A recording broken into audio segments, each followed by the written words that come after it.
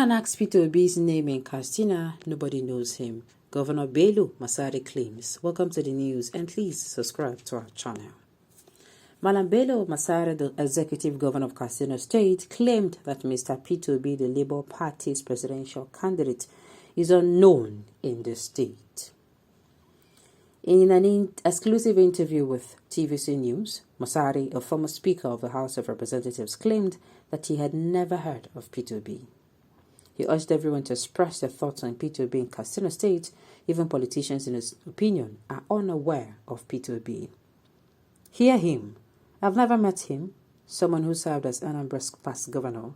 Ask Katsina man or the elected officials which of them is familiar with Peter Obi. We're referring to Nigeria's presidential contender, somebody who has overcome all obstacles, including tribal, religious, and other ones, Bello Masari, the governor, said in the interview. The governor claimed that while Atiku Abubakar is a tough component for the All Progressive Congress, he is unable to do so. Atiku is a powerful force, but our strength outweighs his. Now, let me say this. Peter Obi supporters, this is another venue. You know, I said you're going to be hearing not even just Peter Obi supporters, Atiku's people as well, even all contenders. They're going to be hearing a whole lot. But the thing is, they should make it. They should make it, what's it called? They should take it as feedback.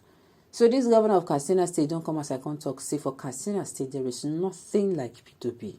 He might be saying the truth or he might not be. But either which way, it is a wake-up call. Say make Obi foot soldiers, make them do their work well. I know say the North, the North is not like the South. Information in the South, if you want to get information, you can get information on the snap of your fingers. But in the North, information is not given to them. Permit me to say they regulate the amount of information these people have. That is just the truth.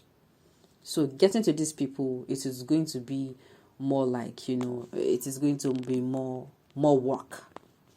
More work. All right. We are Northern youths and we know Peter Obi, not only Katsina. Well, some people are saying they know Peter Obi, but me, I've said it before, that this should not be a thing of, okay, it is not true. No, this is not the time for argument. You see this campaign, a lot of people are going to be saying a lot of negatives. You will see politics of bitterness in its full glare. But my advice is to political parties or their aspirants or their contestants and even their campaigners, those who are in charge, is not to always be bitter about it. Whenever you hear something about about your candidate, because now your candidates you they promote, all you need to do is to perceive the ones that are good, the ideas that are good. Try and pick the feedback here. So the feedback here, this man is saying here is that they don't know Peter Obi for Katsina. So I think that should encourage the obedient foot soldiers to, do more work. Then tell you say this thing, they don't know you. Or your business, they don't know. What do?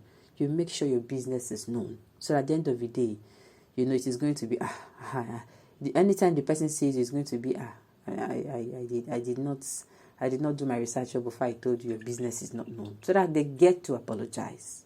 But then you have done your work. So this is just like a piece of advice to not just the obedient, but to other aspirants. Okay. That's the effect of the 90% of Northerners not available on the internet access. Katsina, where you reside as governor, is the home and capital of banditry and insurgents. The same way they are ignorant of Turban bandit on wanted list could be the reason of their indifference to the positive change through Peter Obi. The Northern alike succeed by suppression of the poor and underdevelopment of environment. History will judge inhumanity to man. To be sincere with you, what did I just say? I said a lot before that the North controls or regulates the amount of information that the Northerners hear, especially the Northern elites. What does it make you think, say the North, even with the schools there? Permits me to go back to a very tragic incident or tragic event. The death of Deborah. Wasn't Deborah in a school where people are supposed to be open-minded? A school where they say, they go say, this thing where you talk, good do. No do am again, yeah? Or, good, so that you go upset people. And you go, I don't know, I no verse. Finish! Life go on. But because they don't so brainwash these people to the extent where we say, even inside school, when all your life you have been raised in the forest. Permit me to use this scenario. I'm not in any way projecting anything, but I'm just making use of a scenario. You have been raised in a forest. Then, from a forest, you now came out. Not just, you're raised in a forest in, let's say, for instance, in Nigeria here. And then they now take you not just to Nigeria where human lives, but they now flew you abroad. Uncle, you see that attitude? It will take years of teaching and teaching and teaching. You will unlearn, learn and relearn. It is going to be a very big. In fact, it is better to carry a baby that is not yet born and start training the baby than training that kind of a person, because it is stressful. Now, so it is nothing you to be. They have been fashioned in the way to think in a way and manner that anything civilization or no good. It is against the it's against the religion, the Islamic religion. They have used most especially religion to brainwash these people, and that is why we're having the problems we're having. Because if the northern youths now, or if the northerners get information the same way as the smack of a finger, you want to get something, you know where to go to Google. I know. What are you saying? All the presidential aspirants, you don't even need anybody to come and tell you to vote for anyone at that point, because you go don't get the information where you want. You understand? Good. That is it.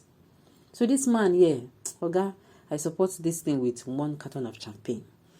All right. I'm telling you, history will judge man's inhumanity to man.